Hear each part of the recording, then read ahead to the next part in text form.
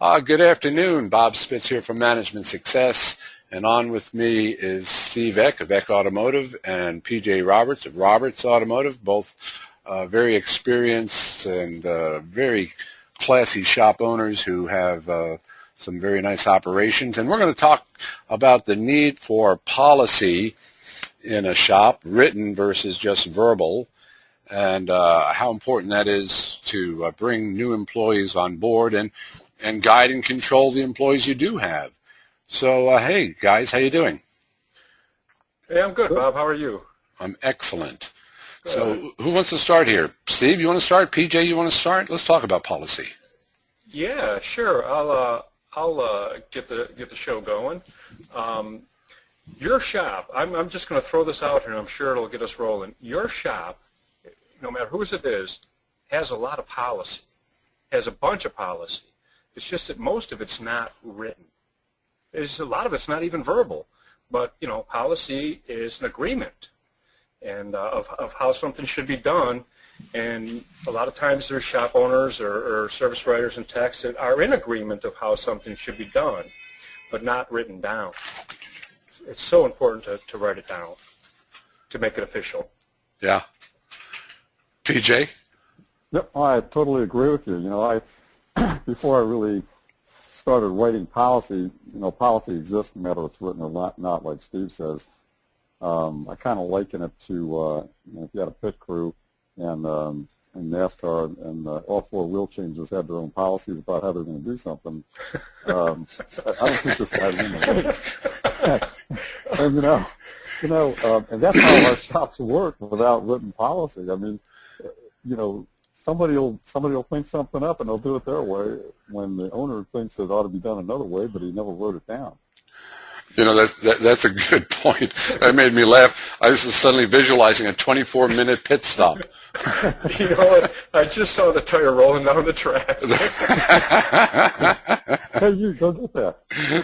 That's right. And you know, you both of you guys, you make such a good point. The shop has policy, and the owner thinks with policy all the time. He might call it rules or the way he wants things done or whatever, but if he fails to communicate it and communicate it in a way that others understand it, well, it's only in his head.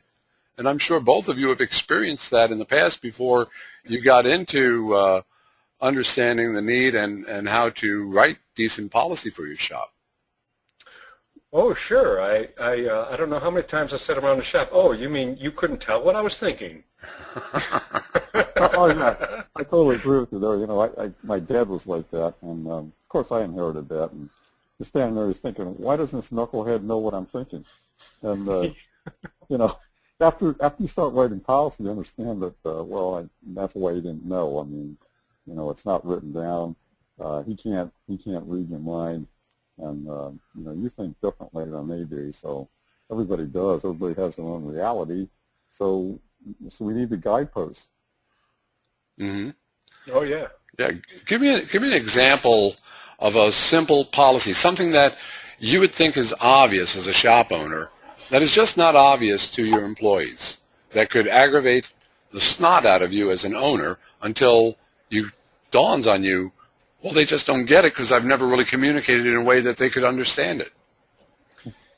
You know, for me, the big thing that would make me crazy is when the service writer wouldn't simply, here's a simple policy, is just wouldn't ask for the email address because it wasn't important to him, you know, to contact the customer because he's going to contact the customer through a phone.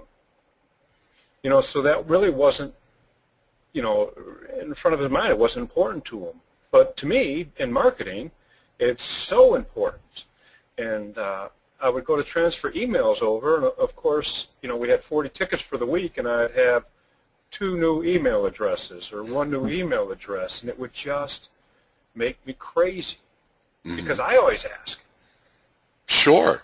And, you know, that's a good point. The point is, from an owner, you're always looking at things from the big picture, where any given employee is looking at it from his sphere, and that might be a very small sphere, right? Mm-hmm.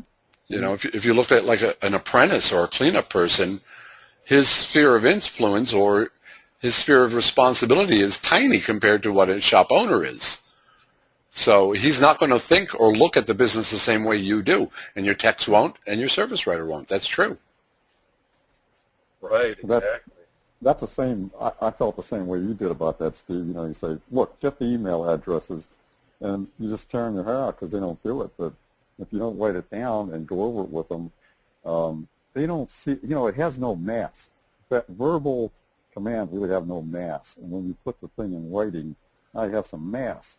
You know, it used to drive me crazy that a technician would not road test the car first before he worked on the car, and then afterwards to verify his repairs. I'm thinking any good tech would do that. Well, they don't know. Right, assuming they either learned that at tech school or the last shop they worked in.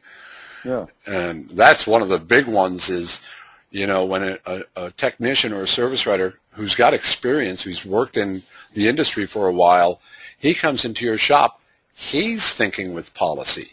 It's not yours. What?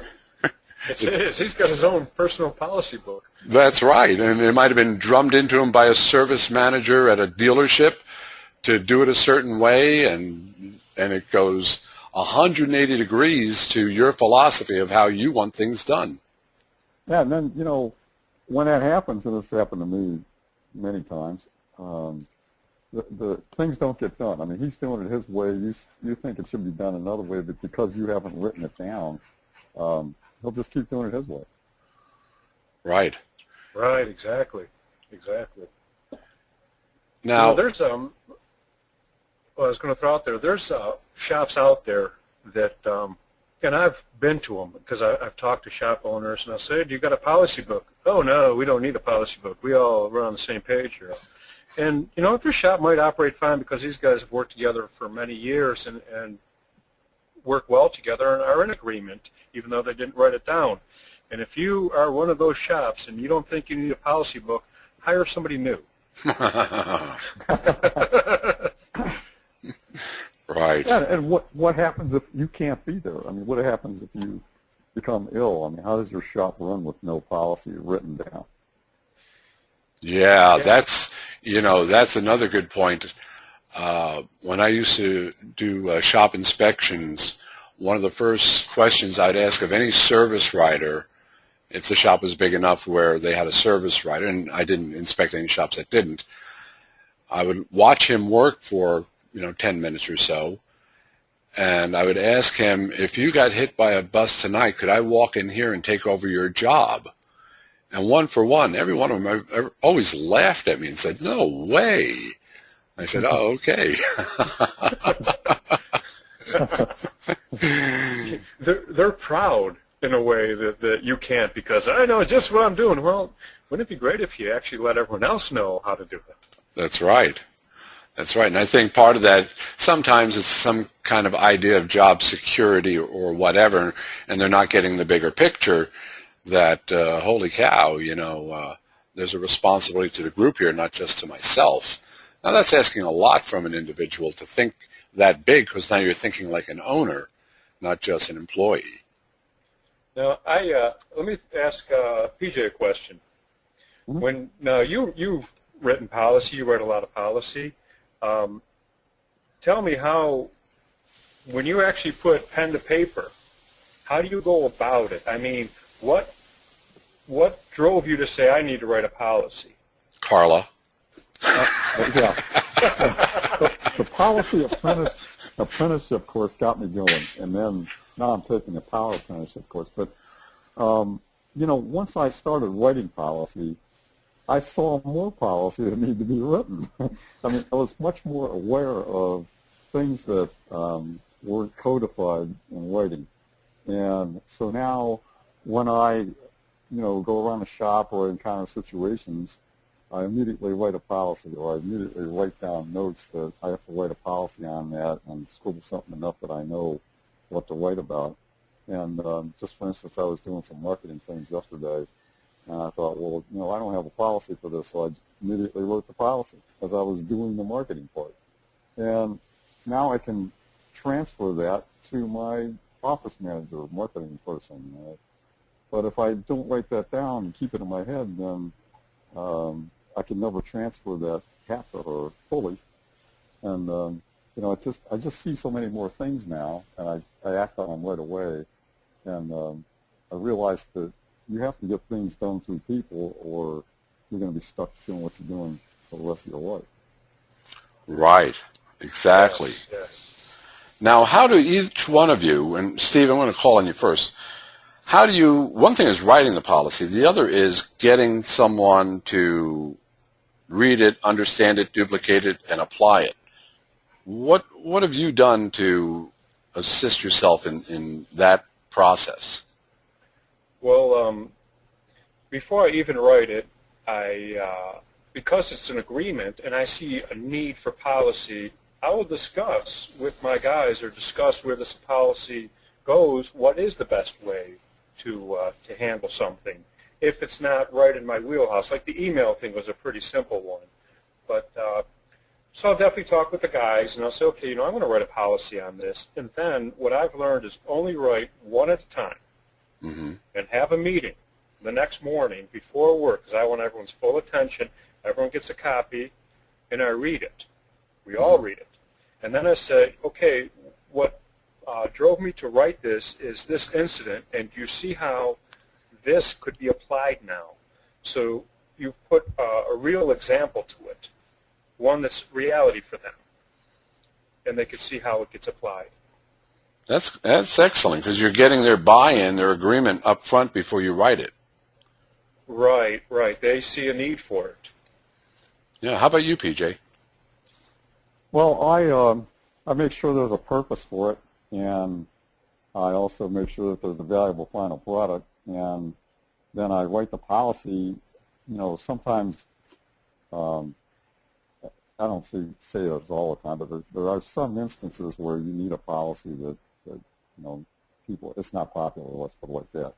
But I'm not at the shop much, so I go over the policy with my manager, who is really in good communication with everyone else, and he does the meetings every morning, so he gets their agreement on the policy and enforces the policy. Good. Excellent. Yeah, when you have that purpose, then they can see why you wrote the policy.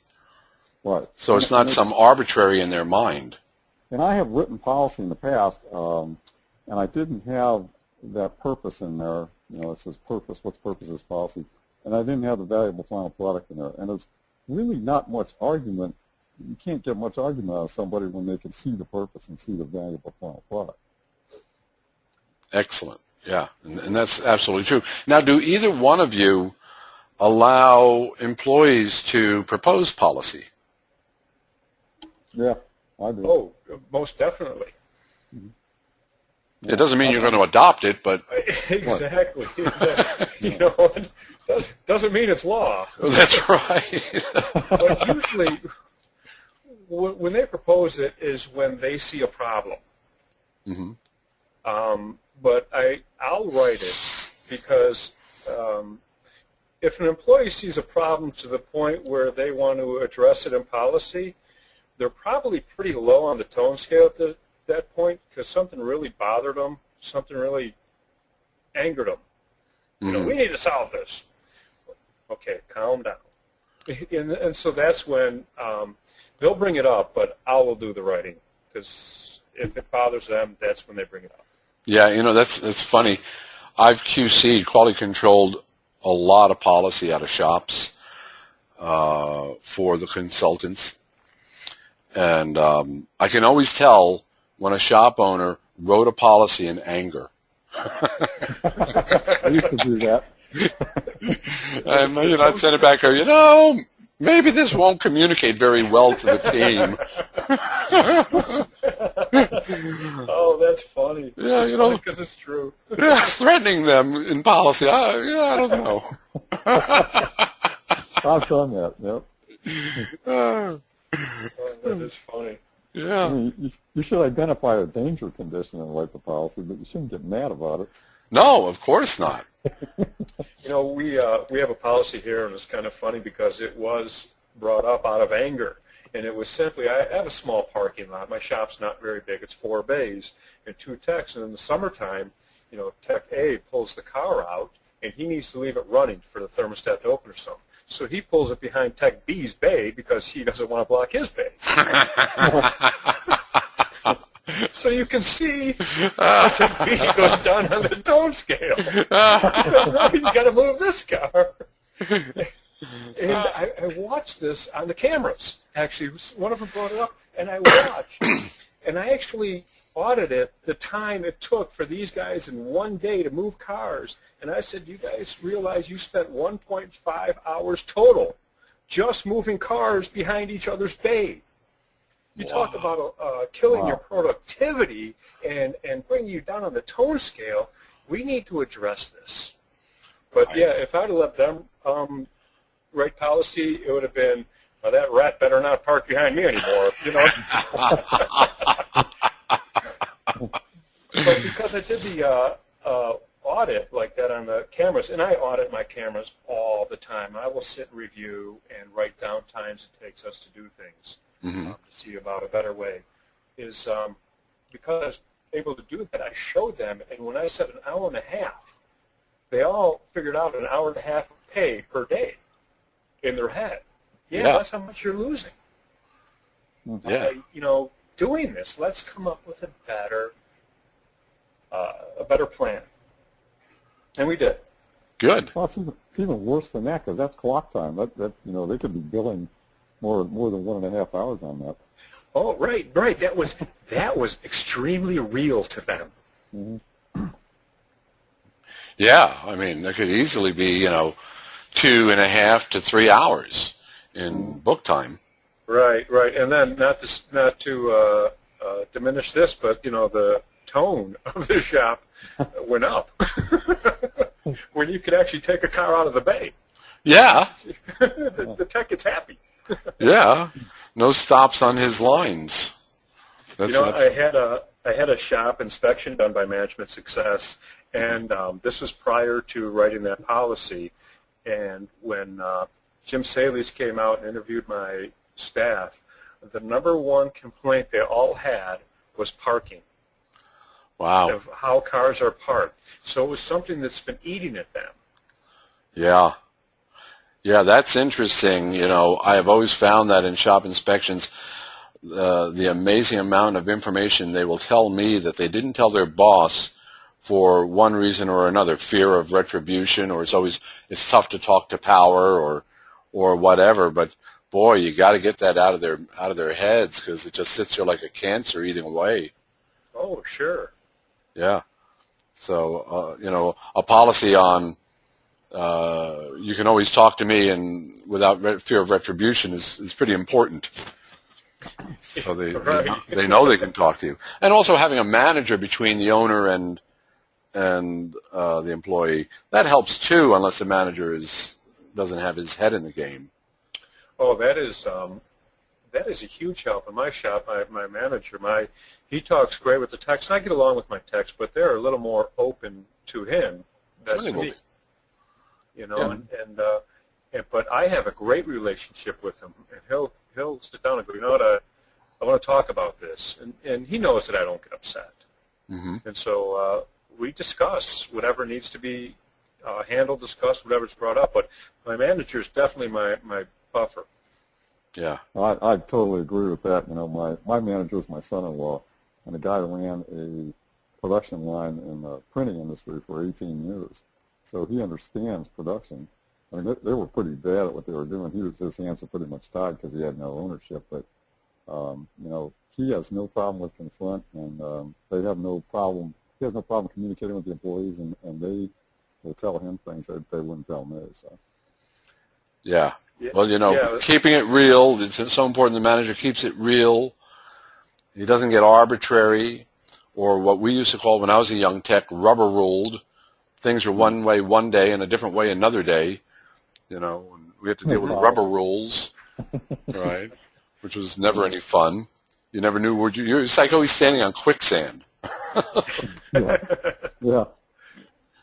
And that's where written policy helps, because now I've got some concrete to go, hey, it's either this way or it isn't this way. Which way is it? Yeah. It's black and white now. That's right. And then everybody's in agreement. And I think we covered that a few podcasts ago, that great techs just want to know what's expected of them. And when you have the rubber rules, you've just taken that and thrown it out the window. Yeah. No structure. Yeah. It creates anxiety for the technicians. It's an anxious environment. Great way to lose good techs. Or take a good tech and turn them bad. That really. How many times have you, Bob, I'm sure that you've seen it a million times because of so many shops you deal with, where the owner said, "Oh, this guy started out, he was wonderful for the first 6 months. Now he's so miserable, I can't wait to get rid of him." Right. Yeah. Absolutely. Not that way. And yeah, and many times it had nothing to do with the tech. Right. But there's another thing about policy, is that you can write out a policy of what you want in a tech. Write out a policy of what you want in an office manager or service writer, and then it gives you a guidepost on who to look for, and you have objective criteria about how you're going to evaluate the people. That's exactly right. I've run into situations where I kept a guy who was really skilled physically, but emotionally would blow up the shop. And because I didn't have policy that says, well, you can't do this, I kept them. I put up with it. That's stupid. That's right. Mm-hmm. Yeah, because that's exactly right. You find yourself putting up with things when you don't have written policy. Mm-hmm. Yeah, right. Like Steve, you've got that policy that we will be cordial, we will be civil. Yes. Yeah. And, that sounds kind of petty, but it's something that's real and objective, and you can enforce it. That's right. That's right. Someone starts cussing and swearing, it's like, woo, write you up, man. It's against company policy.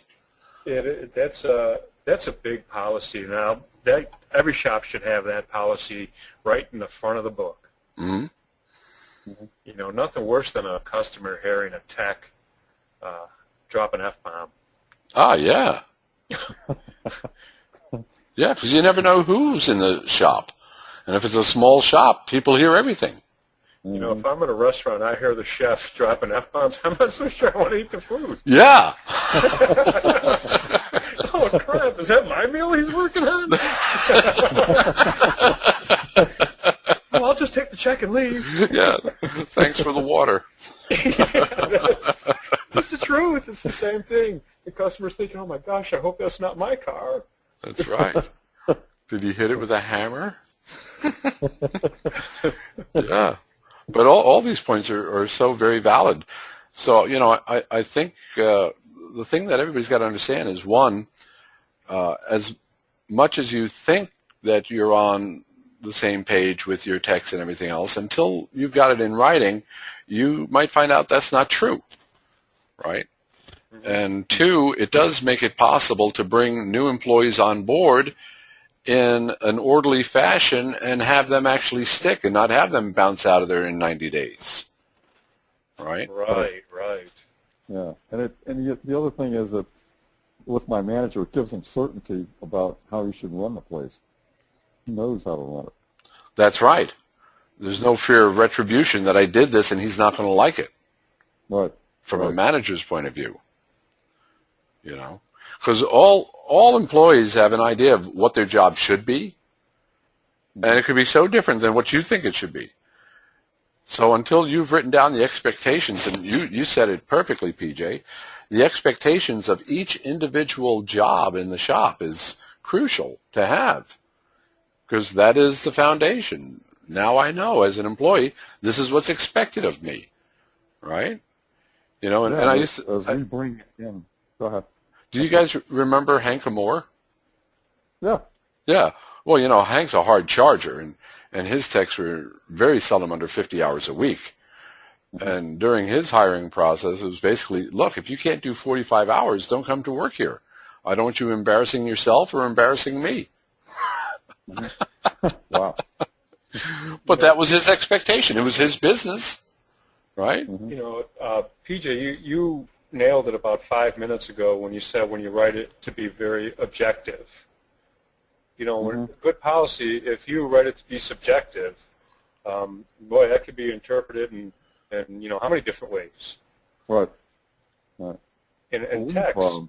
we've taken to writing, since I took this policy course, or the power course rather, I wrote out what's expected of an apprentice technician, a journeyman technician, and a master technician. Now there's objective criteria about, the pay grades, and, these guys absolutely know where they stand.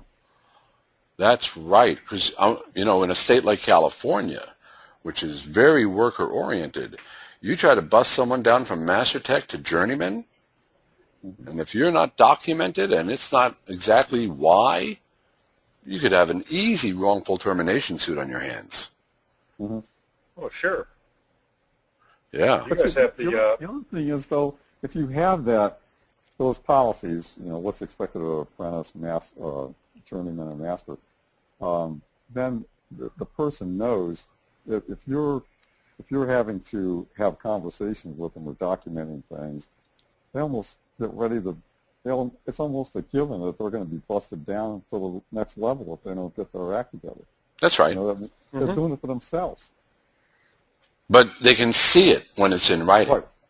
Right, exactly. It's not arbitrary. It's not he's picking on me. Right. Mm-hmm. Yeah. Yeah. Right. It's very, very clear. Yeah.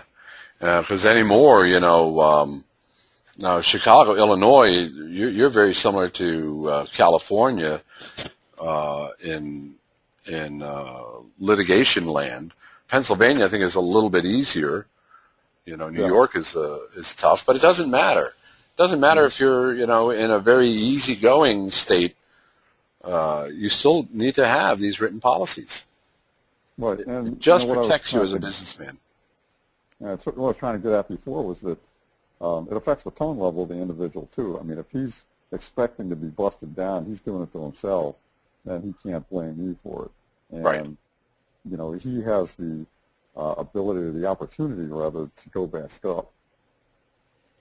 Right. Mm-hmm. And that documentation, if he's an ethical guy at all and he just can't keep his head in the game anymore, he'll usually take himself out and quit. Mm-hmm. And that's obviously ideal with an employee going bad, that you don't have to fire him. In California, we don't want to ever fire anybody. It's like, we joke around here. I always say, if I fired you, you have earned it. right. I mean, it takes. I'll work with as much as I can to not fire. Right. In the 22 years I've been in business, I've had 3 people file unemployment that I've fired. The first guy was denied, and the other 2 have gotten actually unemployment in 22 years. I mean, I usually talk with them prior to it coming. We can see it coming. The writing's on the wall, and they do normally just leave on their own. Yeah. They see the path they're going down. Yeah. But let me give you a really wild California example. This was a shop, one of our shops in Northern California, in the Sacramento area. He hired a young apprentice, and the first day the kid got there wasn't much work in the shop for him to do. So the owner put a broom in his hand and says, clean the place up. He worked for about an hour and walked out. He goes, oh, okay, he quit. He then gets a notice from unemployment that he's filed for unemployment. And the point was, he had me doing things that I wasn't hired to do. He had one half a day work and got unemployment. Wow. But the shop was not clear on why he came, what his job title was, and what his duties were. That is California. Pennsylvania would never give that guy unemployment, but still, he should have a hat and a job description, and he should be written. That's right. It should be signed. I'm amazed at how much paperwork I have now when I hire somebody, just to keep all my ducks in order and make it clear between them and me what the agreement is. Yep. It's one of the most important policies there are, is what's expected of an employee in my business. Yeah. All right. Well, that's great, guys. I think that was a world of great information. Thanks so much for participating in this. Next time, I think we'll talk a little bit more about managing that new employee and getting him up to speed quickly so that he's profitable and not a drain on the business. That sound like a good idea? That sounds fantastic. Yeah. Great. All right. Well, have yourselves a good day, and I'll talk to you soon. All right, we'll Thanks, talk to you. Bob. Yeah, See you thanks. See you, PJ. Bye-bye. Bye-bye. Bye.